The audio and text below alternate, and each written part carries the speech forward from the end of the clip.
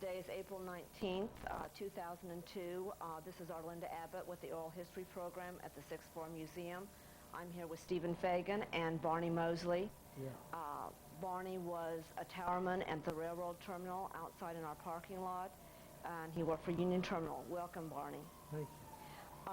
Barney, would you start by giving us your full name and when and where you were born, and then how you came to work for Union Terminal and something about that history? Yeah. I was born in 1912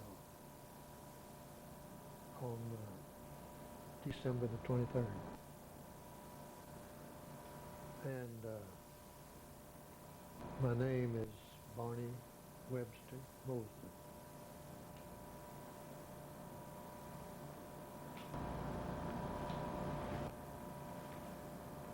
And could you tell us how you started to work for Union Terminal? When you started, how long you were there? I started to work for him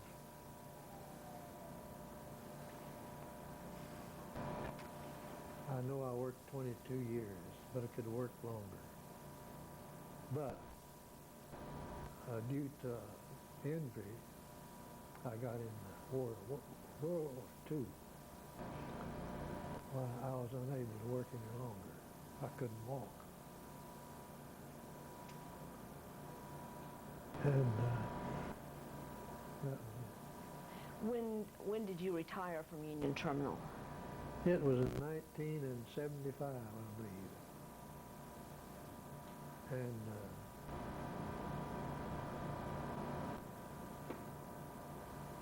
yeah, 1975. So you probably started in the 1950s. Yeah. Did you know Gene Veal, who was also a towerman? What's his name? Gene Veal. Veal. Veal. Yeah. You do Yeah, know I Gene. do. We interviewed him not too long ago. Yeah. He worked in the tower for Yeah, a he long did. time. Yeah. I was working in the tower when he came. I went to work. Do you remember in 1963 how many trains went through the tower to be switched? Well, at that time, there was freight trains, yard engines, and passenger trains too. So I don't know just how many there were, but I know I didn't come to work, see, until 3 o'clock to relieve hours. And when I got there, the white ribbon was around yellow ribbon was around everything. And they said I couldn't come in.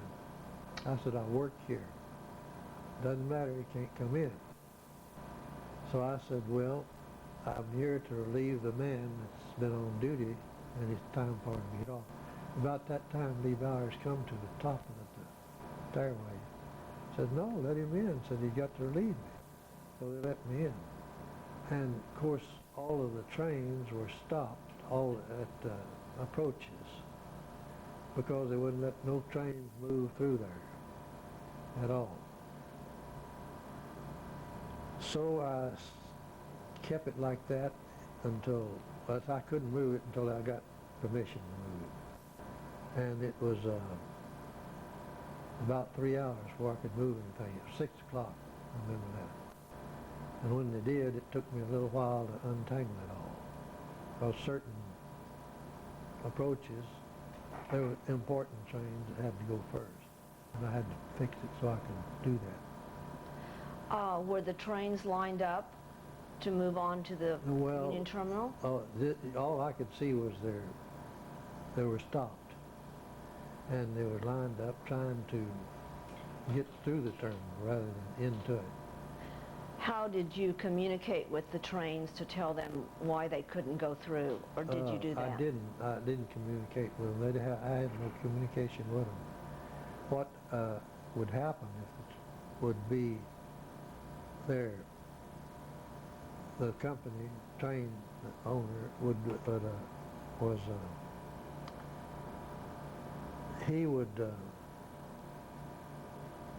they would call me from the train's office and tell them what they wanted me to do with him. On the telephone? Yeah, A regular telephone? regular telephone. And I had about 6 or 7 telephones. One that you could call all over the United States.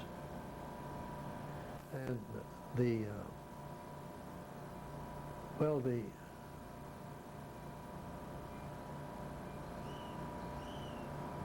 when I got there, the reason I couldn't get up there any sooner was I couldn't park there. See, I had to turn around and go down below the terminal to another parking lot where I parked. And I came back, I walked through the switch yard where the passenger trains come into the terminal. And there were police everywhere, and they were carrying rifles. And but none of them seemed to see me. I was treated like Rodney Dangerfield. Nobody gave me the respect saying, "Who are you?" I thought they would. Of course, I had the identification that I worked there and everything, but they didn't say anything. Did you wear any kind of special uniform to identify you as a railroad man? No. But I had it in my pocketbook, identification. Where were the yellow ribbons? How far did they extend? Well, they, when you approach the tower, you couldn't get there with your truck. I had a little truck I was riding. Was this building also cordoned off with the ribbons? Not this one, as well as I remember. But the parking lot was? Yeah. The parking lot over there, I couldn't park where I usually did, which is right near the tower. So how far from the tower were the ribbons? Well, they were tied to the tower, you see, to the doorway, so you couldn't get in the door.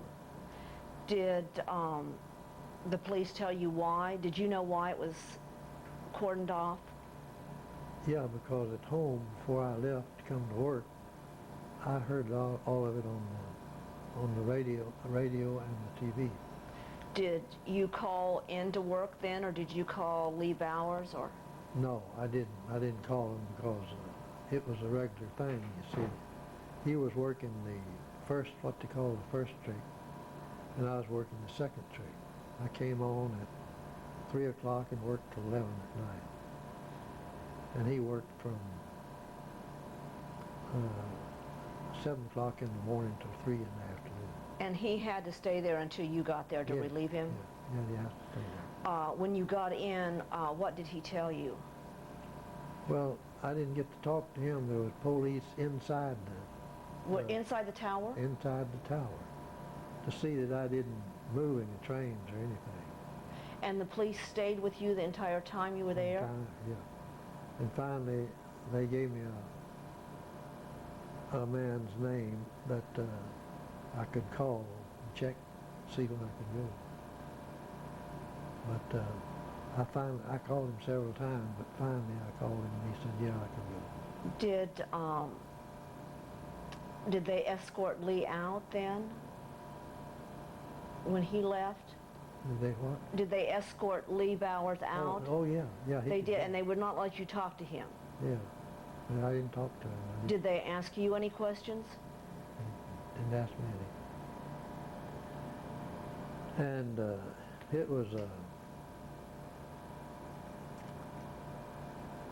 everything was quiet, but trains were all calling about why I got the train stopped.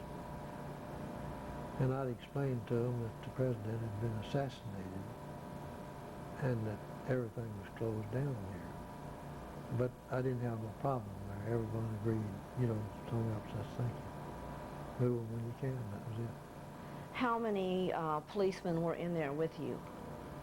Oh, I think there was about 3 officers, and then one of them left after I got there. Do you know who they were? No, they were detectives, and that's all. I assume they were detectives. Did they talk among themselves? No, there was very little conversation going on, because the phone was ringing nearly every few minutes. And you answered the phone? Yes. And it was mostly about the assassination? not about the assassination. Why they were interested in one thing. Why have you got my train stopped? And that- Did the policeman make any phone calls from your phones? No. And when I finally called and said they said I could turn the trains loose, while then they left. And it took me another 2 hours to get them straightened out so they wouldn't. To get the trains out? Yeah. And they were there when you did that? Yeah. Who relieved you? Who was the third trick? The third trick, I don't remember. But you stayed there until he came? Yeah, I stayed there till he came. And did he know about the assassination? Oh yeah, he had heard it on the TV and radio, just like I did. And the police were still there at the time that he came? Yeah. And did they let you talk to him? Oh yeah, I could talk to him. But they didn't let Lee Bowers talk to you? Well, it wasn't a matter. He didn't want to talk to me. There was nothing. See, we kept records there, and all I had to do is continue the record. So did Lee write something in the record book that day? No, he didn't write anything. He didn't write anything down about? No. You see, well, you see where the tower is, and it, from it, you can't see the assassination. I mean, when it was actually shooting. You could hear it, but you couldn't see it. That was the way it was. I'm going to show you a picture of the tower if it may remind you of something or where the ribbons were.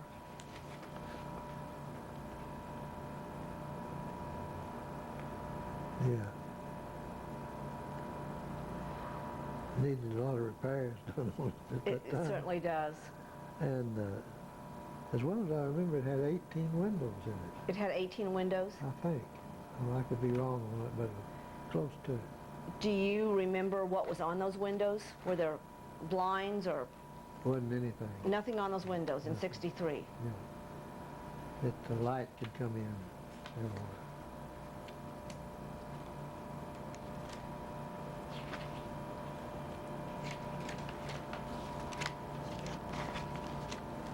Were the windows dirty or clean?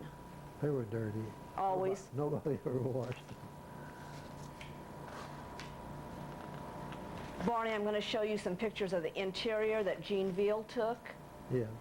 And if you can tell me if the tower looked like that when you worked there in '63, or if it was cleaner than that. No, that was about like it. It had about 24 feet of switches there, and it wasn't any cleaner than that. It had a lot of clutter in there. Well, some, yeah, but it was just old dirt, most of it. And I know in the wintertime it was so cold that the only thermometer I had was a glass of water sitting on top. And when it froze, I know it was getting cold. So you didn't have heat in there? We had a heater, but it didn't throw out much heat. It Was gas heater. it was a gas heater? Yeah. Where about was that gas heater? You have the Well, corner in any of those photographs? No, I don't know. It doesn't seem to be in here. But it could be downstairs because heat rises, you know. And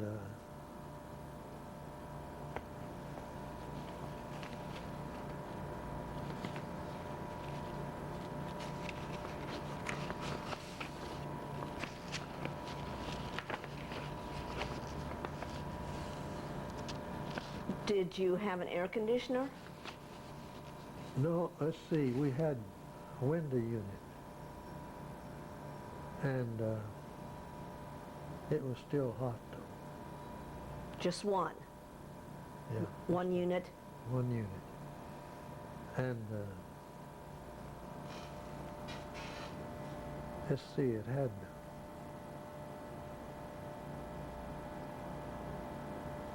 that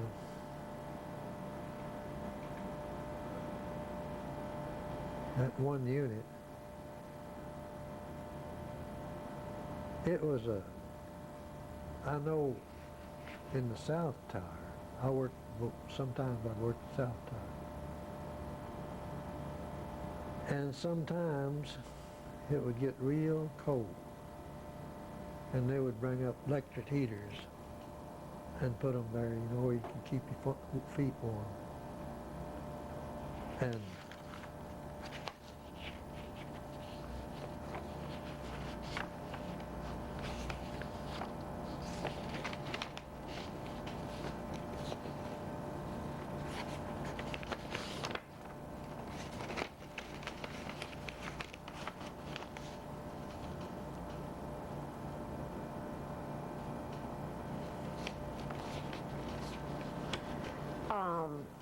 on the day Kennedy was assassinated, when you got to work, yeah, do you remember if you had, was it warm enough to have the air conditioner on? no. You did not? It was probably warm enough, But would Lee Bowers have had it on that day? well, that was in... It was in November, but it November. turned out to be a really warm day. Yeah, it was. Were the windows open? Yeah, you could open the windows. Do you think they were open that day? They could have been. Some of them anyway, not all of them. Did the air conditioner make a lot of noise when it ran? No, it didn't. I don't remember having an air conditioner that often. It was at times they had it, and then it would go on the blink, and then you wouldn't have one for a long time. But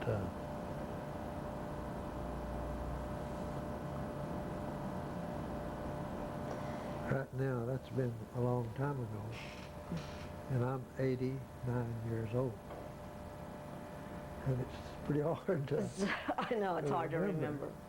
exactly how it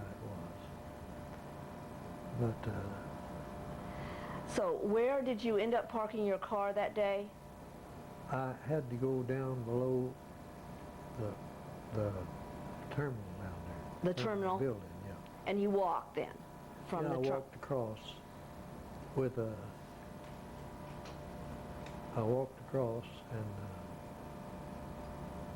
like I said, nobody paid any attention to me. Were there a lot of people out? Yeah, there was people everywhere around, but they were around this building here. And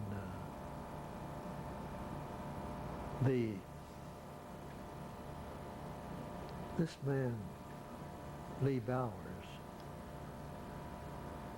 why he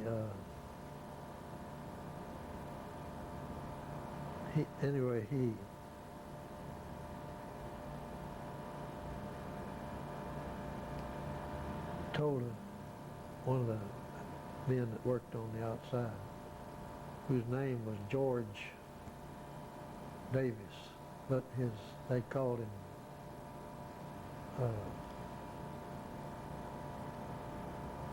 I forgot what his nickname was. Anyhow, they called him nickname. His name was George Davis.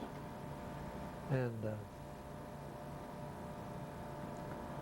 anyway, he told George not to talk about anything about the assassination that he might know. He said, now I'm telling you this, but he says, I'm risking my own life when I do it. And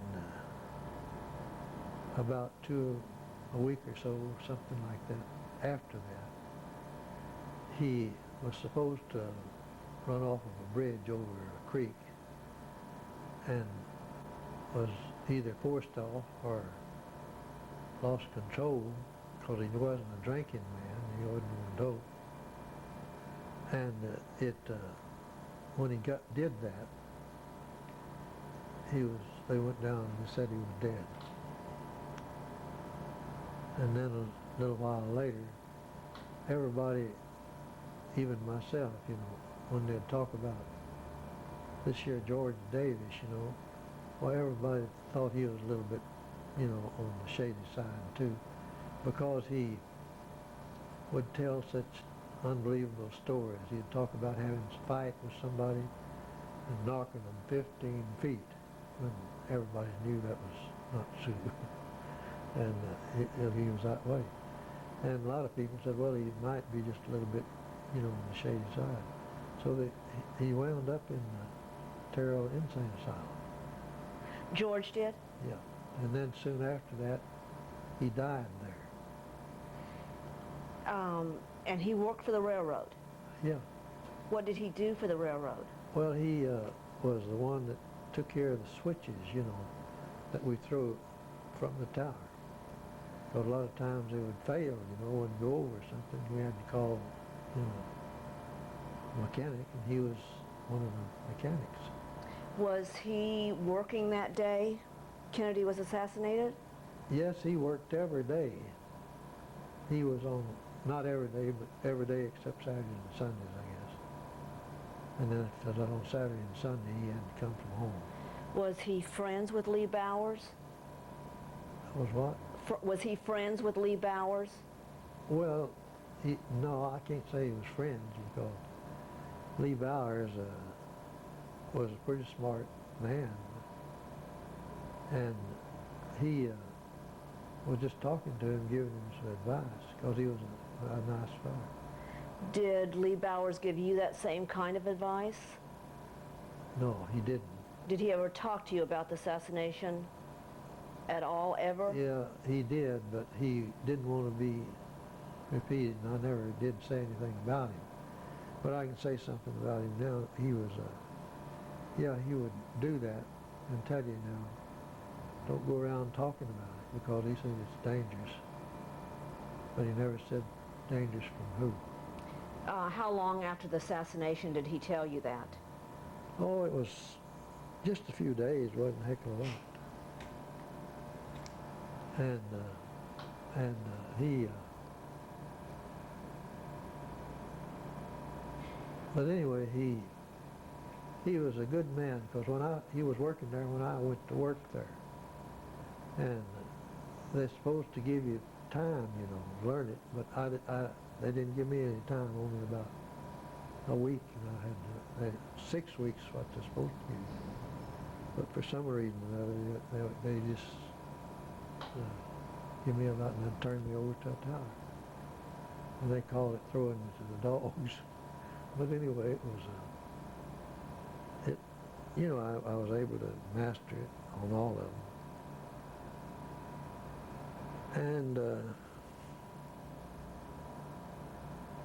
a lot of people connected with the railroad died of some unusual cause.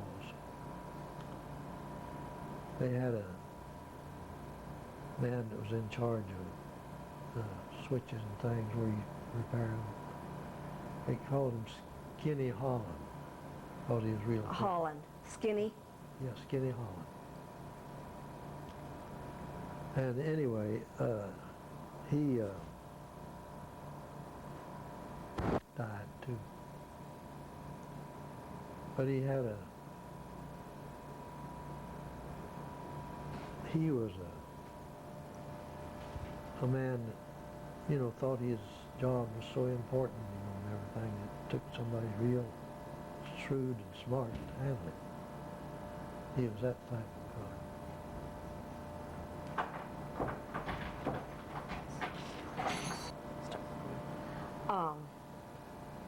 Did you know any of the railroad men who were up here on this bridge during the assassination? The railroad men? No, I don't remember seeing any of the executives or anything like that. Who was up there, Stephen?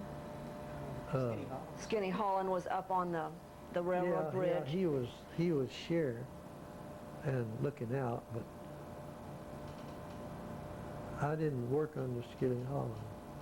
You didn't work with him? No, I didn't. So he never talked to you about what he saw that day? No. He claims that, I've noticed it was in papers and other things, he claims that I believe it was 6 shots fired that he heard. I don't know how many there were because I wasn't here. But anyway, it was and see, after, several months after, there was no lock on the door to the tower. But so many people were coming up there that we had to go to the general manager to get a lock put on there and a key to everyone that deserved a key that had business there. And they done something about it. They put in a lock and gave everybody a key. But they'd come up there, you know, and I wouldn't know they was there. I'd be busy. And that kept you busy all the time. In fact, we didn't even get a lunch period. We had to work and eat whenever we got a chance when it got a little dull. But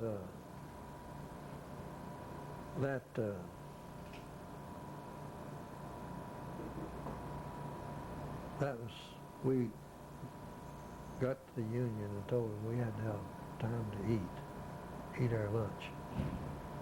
So they gave us 30 minutes to eat. And they paid back pay for not giving it to us a long time ago. Wasn't very much, but that's the way it was. So these people would walk up to ask you questions about the assassination? Yeah, all about it. All about it?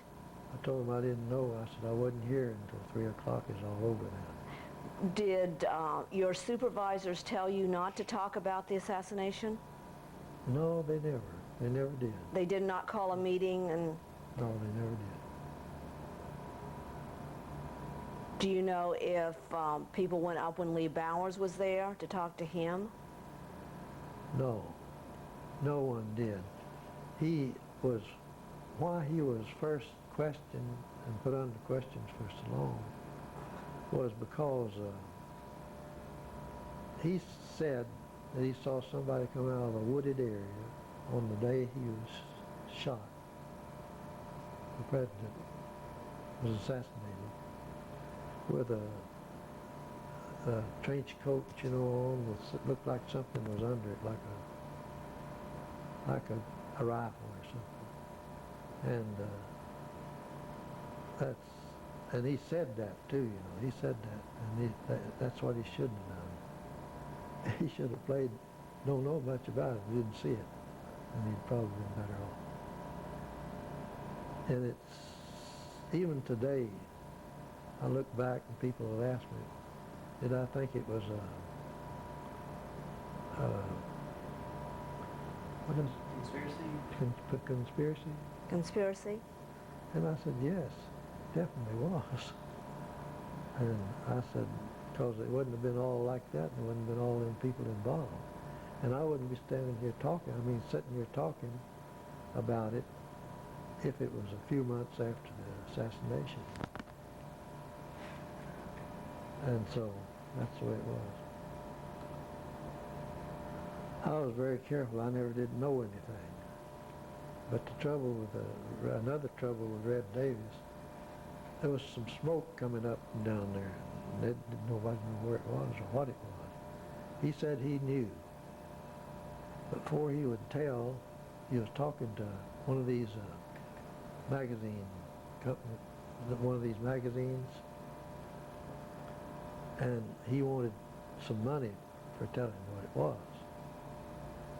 But they finally come together on $80, and they give him $80. And what he told them was, down there on the highway and on the that street that goes under the underpass, a motorcycle had fell over, and it was flooding the motor, and it caused a lot of smoke to come up.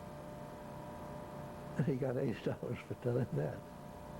So he didn't see anything, you don't think? I don't think. Well, yeah, he probably did, because they did have smoke coming from there. And see, another thing too, they had switches out there. A lot of times when I throw them, they throw up a lot of dust and all kind of trash, you know. And a lot of them wondered what it was, but that wasn't anything, because what it was somebody switching back and forth, dropped some seed down there, small seed. And that's why it blew up, because if it had been anything that would have been dangerous, I'd had to have somebody to come up there and clean it out.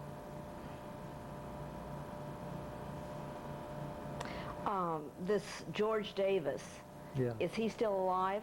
No. He was sent to the Terrell Insane Asylum, and I was a pallbearer at his funeral. You were? Yeah. And he died out there. They didn't say why or what happened to him. But he was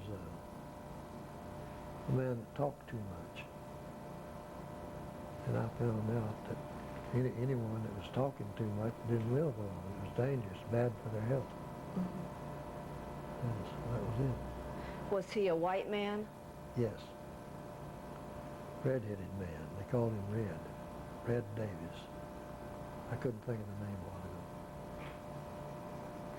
Did you know a black porter who worked in one of the train cars that was sometimes parked on the railroad track over here that were used by? Well, I didn't know him, but I know who you're talking about. He would come up in the tower once in a while. He would come up in the tower? Yeah, just talk or pass the time away. Do you know what his name is? No, I never did find out, because I didn't think that was important or it would ever be important. Did he talk about the assassination? No, he didn't seem to know anything about it, and I didn't bring it up. He didn't say he saw anything that day? I don't remember seeing him that day at all.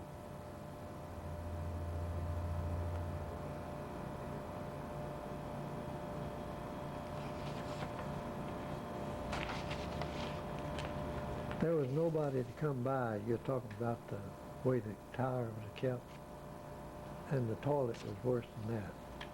And the what? Their toilet was worse than that. It was awful shape. It was? Yeah, I was the only one that would half clean it up. And it just was a mess all the time. And nobody didn't seem to care. Did anybody come up and clean the tower? Nobody. Nobody. Nobody. I was the only one that ever cleaned it up, I guess. I was for a long time. And when did you retire? It was in 1975. So Lee Bowers had, Yes. he was dead by that He was time. already dead, yeah. And why did he leave the tower? Do you know when he didn't work there very long? He worked there a long time before I come, though. Before you came? Yeah. Because when they said they was taking me too fast, he promised to swap jobs with me, just working the third trick, you know, that is from 11 till 7 the next morning. And he was a very kind man, and his name was Lee Bowers. They had another fellow named Lee Littlepage. And of course I worked there a little bit longer than him. But Lee Littlepage, well, he finally retired down there and he passed away too. I went to his funeral. Is anybody who worked around the tower or at the Union Terminal that you know of still alive today? You mentioned Gene Veal. Gene Veal, we talked to him. Yeah, well, he's the one. Then there was these now people didn't work there long. They'd come to work since I was there. And it was one that's, he was new there, and I don't remember his name. But I'm pretty sure he's still living because he was younger than I, a whole lot younger. Did you work for Olin Degas? He was a yard master there. That's what he was. No, I didn't work for him. He was the yard master. But in a way, I did. If he'd call and say he wanted a passenger train in a certain track, I'd put it down and do that. And I just speak that. It sounds French, doesn't it? Yeah. They go. Who did you work for? Beg your pardon? Who did you work for? Do you remember his name? Well, it was Skinny Holland. You did work for Skinny Holland? Yeah, but he didn't know how to operate the towers, and the assistant he had didn't either, because I was on strike only a couple of times there, but I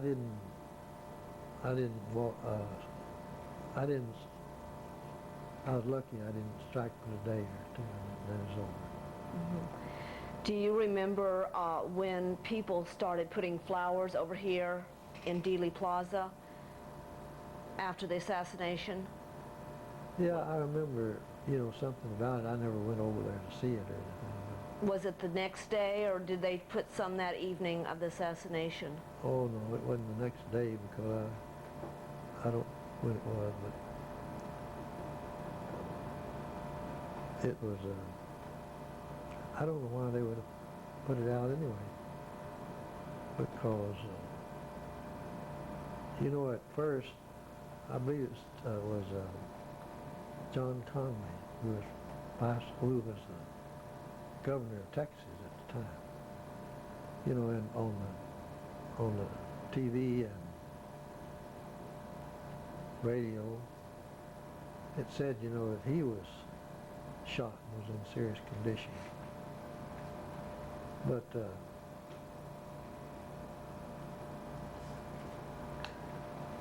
anyway, he later come out and said no, that President Kennedy was the one that was most serious or injured.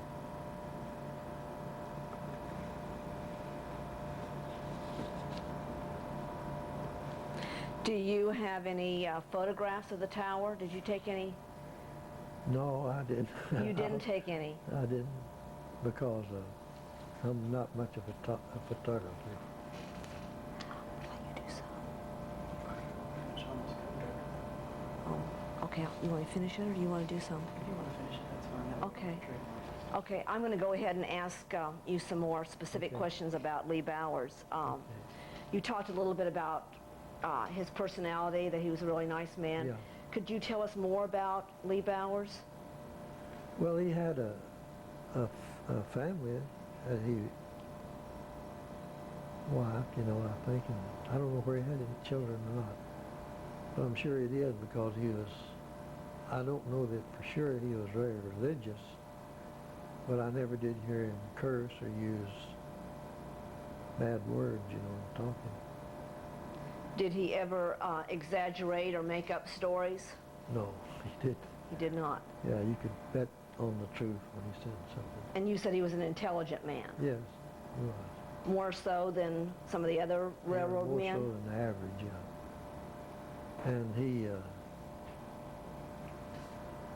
he seemed to like to work the tower. And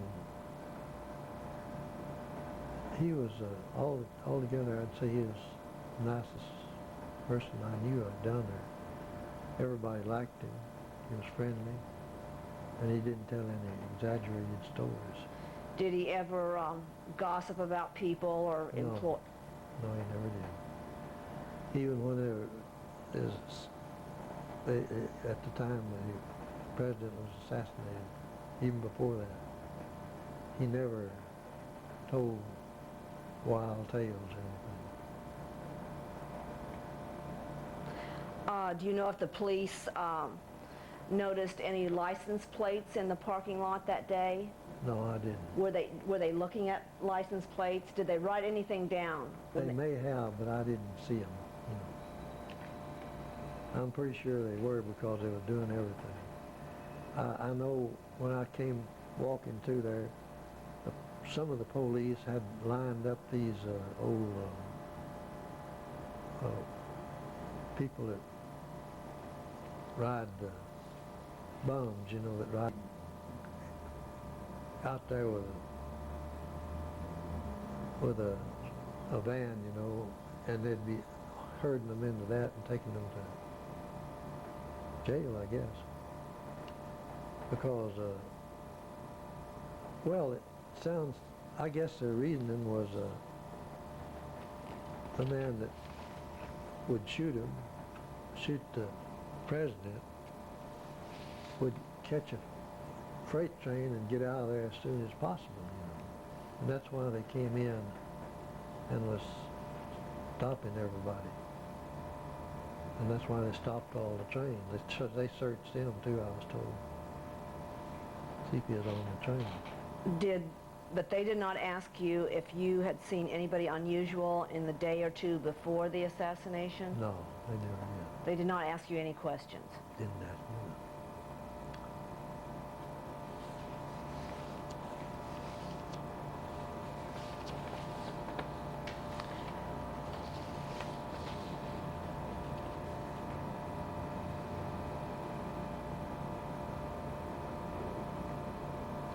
Is there anything else you'd like to share with us today? Well, that's about all I can think of. You Steve- know, it's,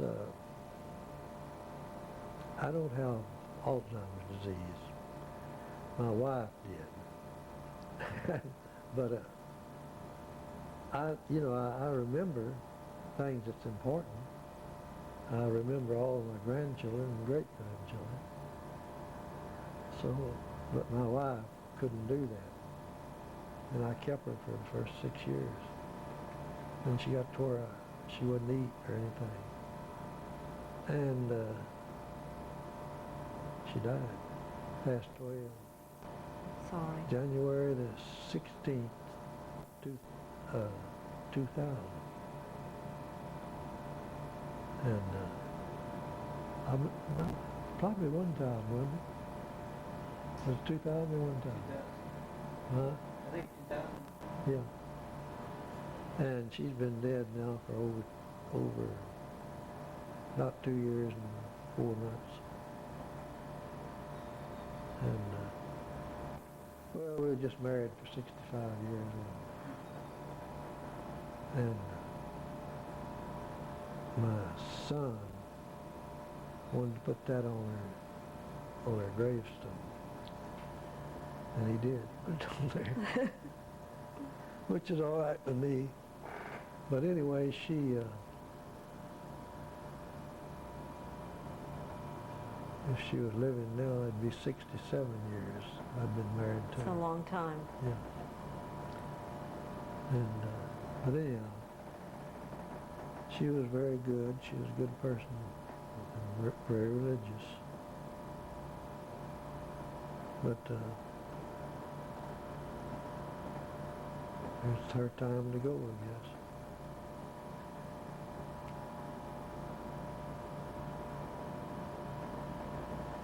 Stephen, do you have any questions? I think you covered it pretty well. Okay, thank you so much for coming. Yeah, thank you. I hope that You helped us greatly. it'll be help. The South Tower, here. the old picture. Yeah, who is this? I don't know. It's just a fellow who was there. You don't Yeah. recognize him? Uh, See, I remember Rick and I when we visited you. I remember Yeah. this desk here, and I remember your switches back here. The Yeah. bathroom had been back this way. has less switches than this tower here. What did Less there than the happen south. to those switches up there? The machinery is still up there. The Mm. levers are missing. Oh, yeah. Oh, all the levers are gone? The levers are, I remember the levers. yeah, they're all gone, but the equipment's intact. Does that look familiar? I don't recognize that. It looks like this top floor, but I remember the switches came up here. You had your tracking Yeah, up here. yeah, that's right. I don't recognize this. This is your tracking you had here. This Yeah, was that's below. tracking, yeah. But this, I don't remember windows being in the back. See, I could tell when the trains were moving And when they were stopped, on this big thing that goes in the front, big map, it shows the train going along. The That's this one? Yeah. track board, Yeah, Trackboard, I think. it would light up when the trains... yeah, I remember dots would come on, yeah. I and couldn't see the train, but I knew where it was. Greg, when were you in there? my brother and I used to visit my grandfather. He worked the late shifts, and we would go up and visit him. And I was probably 6 years old, so I'd been 69, Yeah. somewhere 69 to early 70s perhaps. My brother and I used to go. Yeah.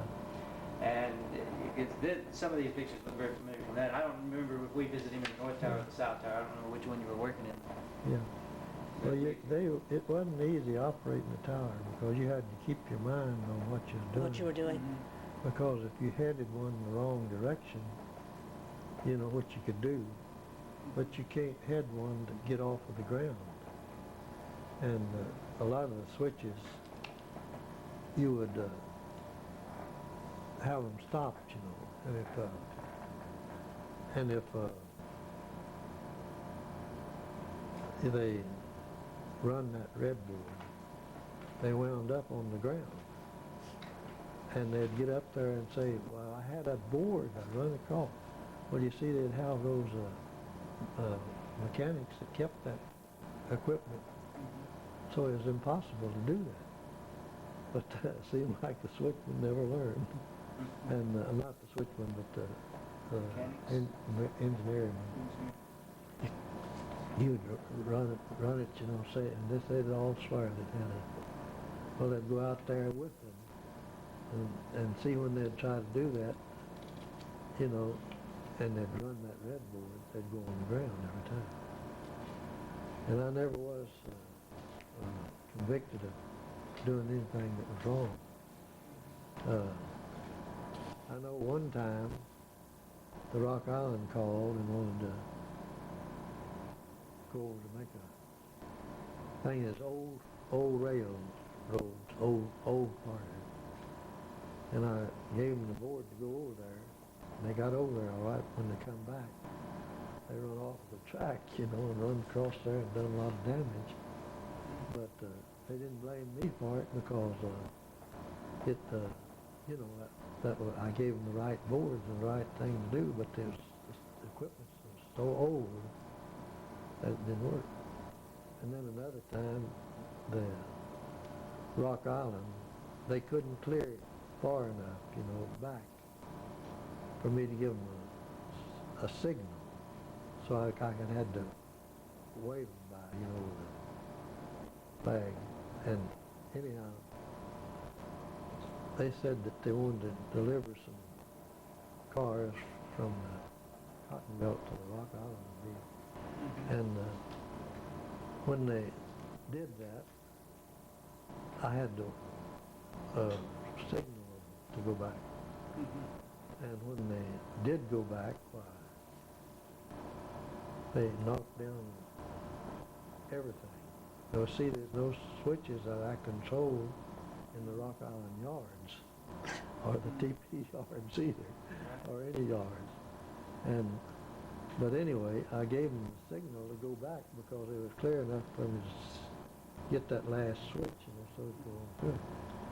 But it was a thing like that went on all the time. But I never was brought up because I'd done something wrong. I just done what I was supposed to. Did you recognize him? Was he the fellow that y'all were talking about? Is it Veal, George Veal? No. Gene Veal took those. I think is- most of this those is were not in the him. 80s, late 80s when he took those. This is not Gene Veal here. He's in a couple of those. Probably the one. Yeah. Would this be? No, that one's about 1916. Gene is... Oh, you're up. Yes, this is Gene right here. The man in the center you said was Gene. It's Gene. Yeah, and he's put on a lot of weight. I've seen it. Yeah. And who is this? I think it's just a worker. So he's taking his time. The man under the thing. He looks like a younger man. He looks like he's just working. Yeah. I'm not sure who that is. Well, this year Gene Beale, I wouldn't know him if he's put on so much weight. He has. And you were talking about the yellow ribbons and things like that, and I don't think you were able to see this is a further back picture. Yeah. Can you show where they were like when you drove up? Yeah. Well, yeah. How Can close you it hold is? it up toward us, Barney? Yeah. I couldn't get any closer than this right here. Up here? But I got out and walked over there. Okay, so Yeah. you were driving. Yeah. You drove up and you said right around where this Yeah. car is parked. You could Yeah. only get about that close with your Yeah. truck. I had to get out and walk over there. Because it was important to me to get to my job, see. And that's the way that was. So they let you come up to this point here. Was Yeah. this where the ribbons? It just has one entrance here, and that's right here. on the side Yeah. there? Now this thing back here was a second power, like if the city power went off. It was a what, Barney? A second power Like a generator. power? generated absolutely That just little for that. addition, Yeah, that that little. if the city failed, you're supposed to run down there and start the engine, you know, and you have your own power then running. And that was, I think, in all of them. Mhm. Uh, Oh, that's just a backup. Backup. You were able to drive up But- close, about this close, and Yeah. But the only time it ever happened was when they were testing it. And they'd do it on like a day, like on a Saturday or Sunday when the traffic had already come in. And if it worked, that's okay. You just leave it alone. just for testing. Yeah, I think I remember this. Was this all gravel at the time? yeah. Greg, what do you remember about the tower? And like I said, I'm not sure if we ever went to the South Tower or the North Tower. When we visited you, Yeah. which tower did we go to? Do you remember? You went to both of them. I was Yeah, at both. every once in a while I'd work at the top of the Right. North Tower. I remember as a kid when we went, we used to enjoy it because I think you went, you Yeah. probably went in around 6 or 7. I'm not sure on when I was. Working at night, You worked at night. yeah, I went in at 11 o'clock, supposed to, yeah. I remember my brother and I would go, and of course it was all wide open at that time. And we used to have our BB guns. It was okay then because it was so wide open. We'd shoot pigeons and things like that that were around. And my most vivid memory of the tower is really upstairs. Yeah. I remember the photos that y'all had here. I remember the dragging board over. Yeah, I remember you sitting at the desk like this gentleman sitting at this desk. I remember you used to sit in here and Yeah. watch them come around. And I remember this is all hard concrete, and I remember the bathroom was back this way. and see, here was the valve. I remember Well, this I could lighting tell. up. It And lighted I was up. always fascinated by all the switches. I wanted to go and throw those switches, but you would never let us touch them. But I remember how they would turn, and then they would lever over. I was Yeah. always really impressed with that. And then downstairs is for a kid. It was fun because it was just a clutter of stuff. It seemed Yeah. to me like just use it for storage.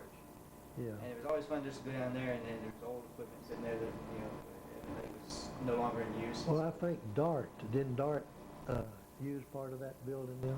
Yes. Part of it's going to be for Dart now. They have equipment down there. Right. So And was it it's for storage? Was it railroad equipment at the time you were there? Oh, I couldn't tell you for sure. It was. I mean, to me, I remember as a kid just being probably old switches and old things that. Well, yeah, those, repair they each took switch out. had a transformer or something down there. Nothing was organized down there. It was just, Yeah. like it was never used. It was just And the a simple- batteries. Just a bunch of clutter. Really, that's the way I remember it. Just a bunch of clutter, and it was. See, the battery down there was made, I think it was nickel or something. And you had to put water in them every so often. Your batteries down? Yeah, on those batteries. And those batteries, see, a lot of things is on direct current. Mm-hmm. And it won't work on kind of electricity that is. Mm-hmm. Those are my memories. We used to spend probably, we'd go down just before dark. Yeah, And so that's when we were out with our BB guns going around doing things like kids will do. And then then we'd come up and fall asleep before it was time to drive home. But used to be as a kid, we loved it because it was just, you know, it was interesting to watch the trains go Yeah. by. You used to have to count the cars. Yeah, I had to count them And I remember we'd help you because count a lot of trains that went through there wasn't a regular train, so we charged them a wheel rate. And by counting the cars, well, they got the wheel rate that way. We were going in the door here, and then you're going upstairs. The stairs Yeah. came up. I remember the stairs came up here. This picture's probably being taken from the stairwell, I think. Yeah, And then right over above here was the bathroom area, and it was just the fall of the floor. yeah. Now those switches and things was put in there in 1915, I believe. You said this picture was when? 1916, I think. Out when? 1916. Yeah. It's the date of this picture. Yeah. 1916. And you started with the railroad in the 1950s. Yeah. Yeah, it was 1950s. 51 or somewhere around there. I don't remember exactly. Did, Barney, did you have more trains in the 50s and in the 60s? Well, yeah, because it was cutting out the passenger trains. You see, they'd cut off passenger trains, wouldn't have them anymore. Wasn't enough people riding them. And that was the way it was. I remember you telling the stories about when they took down Union Terminal. Yeah. They were taking that down, and they took down all the decorations and things in the Union Terminal. Yeah. Remember you saw that? So you've seen a lot of Yeah, things. see, there was nobody in the Union Terminal. They took away a lot of them old ceiling fans made out of cast iron. And they took them up there by the tower and dumped them there, and then later took them away. And I thought, well, dadgum. I asked Potter. I said, what they going to do with them? I said, well, they're going to haul them to the junkyard. Well, I thought, dadgum, they're worth something, so I got a couple of them, and your mother wanted one, and I gave it to her, and she has one. We still have one. You still have one? Yeah. It's a fan from the old Union Terminal. It had, TV fan. most of them were made by Hunter fan. Hunter fans. Yeah, Or copper? Very heavy. yeah, it was, had cast iron, and it was That Magneto, did that come out of there too? ma- Remember the Magneto? oh yeah, You gave that to me. oh that was out of it used to be an old phone there. Was that the Union Terminal? Yeah, but it was years and years ago. That was dated. See, you remember when they had party lines was 9 on each party line, and you'd ring a long I for remember that. somebody, long and a short for somebody else, or 2 shorts and a long, and 2 longs and 1 short, and all that sort of thing. And I was telling him I was born. I don't think I told you where I was born, did I? You didn't say where, I don't You think. didn't say where. You told him when, but he's born. Where? Where I were was born in Alabama, on Sand Mountain, Alabama. In Colorado? Sand Mountain, Alabama. Yeah, Sand Mountain, The Alabama. hills. Yeah. So when he came to Dallas, you were 9 years old when you came to Yeah, Dallas. and they called me a hillbilly. So I'm a hillbilly. He's in the bib overalls Yeah, and no shoes. yeah, that's right. And it was, the nearest town was Collinsville. And it was 20 miles away.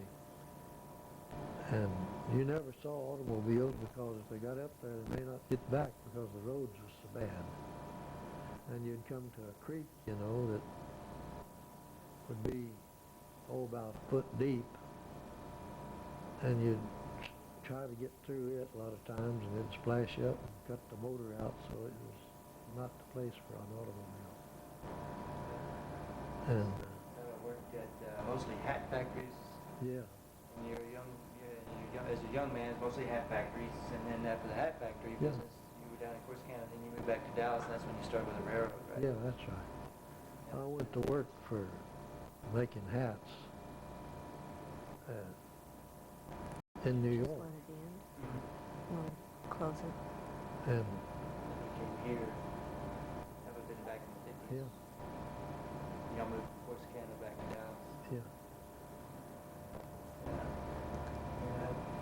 Yeah. We're down to 1 minute of tape left.